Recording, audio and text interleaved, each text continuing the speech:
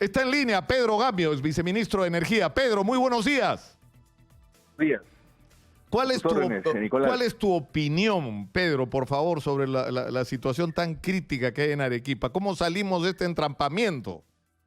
Bueno, yo había opinado ya hace algunas horas que la situación de violencia estaba increciendo, que ya se había llegado a una situación de pérdida para el país de 500 millones de dólares, que era una situación evidentemente muy complicada porque había un efecto en cadena, proyectos que no tenían nada que ver con Tía María estaban siendo perjudicados y el puerto de Matarani estaba en una condición como si fuera una situación de guerra, es decir, que había sido bloqueado.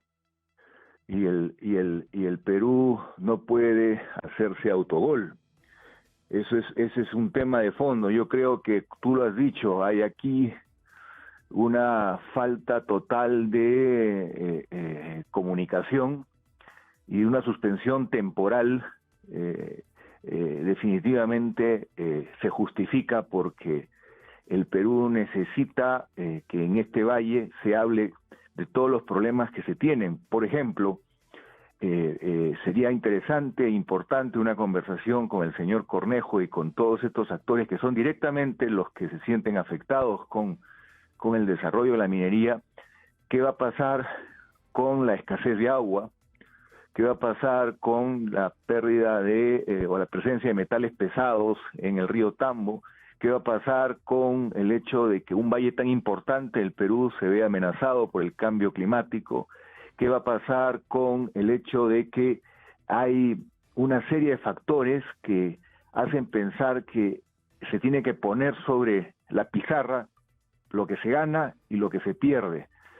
Y eso junto con garantías y condiciones reales de trabajo y que conozcan cómo existen experiencias en el mundo donde definitivamente es muy diferente a los que ellos han vivido los años anteriores, donde tú lo has dicho muy claramente, ha habido problemas de prácticas inadecuadas, ha habido hasta delito ambiental, ha habido problemas de soborno, ha habido cosas que hacen que generar un clima de diálogo no sea una tarea fácil, pero que se tiene que hacer el esfuerzo, sí, porque el Perú hoy está dejando oportunidades de al lado. El Perú no puede garantizar empleo para los jóvenes si no crece por lo menos 4 puntos en el Producto Bruto Interno. El Perú no va a poder duplicar el presupuesto de educación, quintuplicar el presupuesto en ciencia y tecnología si se sigue pensando que de la noche a la mañana vamos solamente a vivir de la agricultura. Tenemos que darnos cuenta que la agricultura puede modernizarse, la educación puede mejorar, el desarrollo humano se puede lograr, pero eso cuesta tiempo y cuesta trabajo y necesita el país hoy aprovechar la industria extractiva para hacer las cosas diferentes. Si no reflexionamos sobre esto, definitivamente estamos planteando un camino mucho más duro, un camino mucho más complicado. Claro, pero yo me imagino un escenario que es el que hacia donde yo estoy tratando de llevar la discusión, que sea en primer lugar una discusión técnica y no política y planteada desde otra perspectiva. O sea, si yo le reconozco no solo a agricultores, sino a los pobladores de la provincia de Islay, bajo cuyo suelo hay una enorme concentración de mineral y por lo tanto hay miles de millones de dólares, ¿por qué yo no hago una discusión junto con ellos, reconociéndole derechos sobre lo que hay en ese subsuelo a estas comunidades y a estas poblaciones, ¿no es cierto?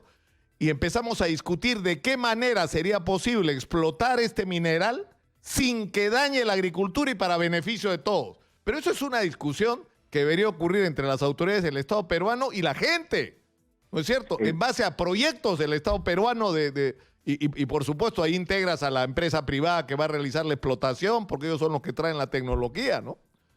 Y saber que en el mundo moderno hay garantías ¿Qué pasa si se forma un fideicomiso manejado por personas de confianza del propio señor Cornejo y de los agricultores, gente que no tiene mano de yeso, que no se va a dejar romper la mano, gente que va a decir ante el monitoreo ambiental independiente, que pueden ser los propios jóvenes del Valle, que trabajen en coordinación con OEFA, que monitoreen el suelo, el aire, el agua, que se garantice equipos de última tecnología, que las cosas se hagan como sucede hoy, en este momento, en Canadá y en otros países. Vamos a darnos cuenta que la desconfianza absoluta que existe hoy va con hechos a cambiar, pero no podemos como peruanos decir no, ciega e irracionalmente. De la noche a la mañana el Perú va a ser un país solamente dependiente de la agricultura. Eso no es lo más lúcido. Necesitamos dar oportunidad al diálogo. Somos personas y seres humanos inteligentes. Yo creo que podemos agotar la instancia del conocimiento de cómo pueden ser las cosas diferentes, porque estamos viendo por el otro lado problemas que están creciendo y que van a agravarse con el tiempo. El Valle necesita soluciones integrales. La agricultura también hoy está sufriendo amenazas. La propia minería ilegal está siendo una amenaza, y no solo para la agricultura. Hace muy pocas horas he hablado con una persona que está en la industria pesquera y decía cómo están apareciendo metales pesados en los productos de pesca que el Perú exporta al mundo. Y yo le preguntaba, ¿y cuál es la causa de esto? Bueno, es que la minería ilegal está haciendo daño en todo el Perú, y esta situación, si no la corregimos, vamos a generar bloqueo a nuestros productos de exportación, porque pescados no van a pasar los estándares Así es, ¿no? Así es. Entonces, tenemos que enfrentar el problema integralmente.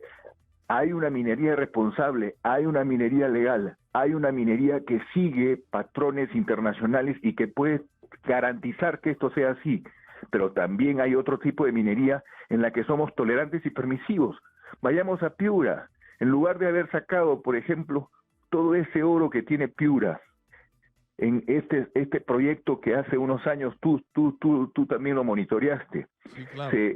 Se planteó extraer el oro con una operación íntegramente en el subsuelo, y que recién en Bayóvar pueda salir hacia el puerto, y que no tocaba para nada la agricultura porque la operación era subterránea. Lamentablemente no se pusieron de acuerdo, y hoy estamos viendo en el río Piura la presencia de metales pesados, porque porque lo que ocurrió es que se hizo todo un movimiento social en contra de la explotación de una compañía minera, digamos formal, y lo que ha terminado ocurriendo es el desarrollo incontrolado de una minería ilegal, ¿no? Lamentablemente. Exacto. Y eso está amenazando la salud de la población, porque nosotros, si tuviéramos la información en tiempo real, porque hoy día existe la tecnología de cómo se están deteriorando los ríos del Perú con la presencia de metales pesados, ¿por qué en el Perú está creciendo el cáncer al estómago? La principal causa de muerte en el Perú es la calidad del agua, ¿no? es el agua contaminada. Hoy tenemos que trabajar soluciones de fondo, y eso tiene que ver con la forma como se gerencia el país.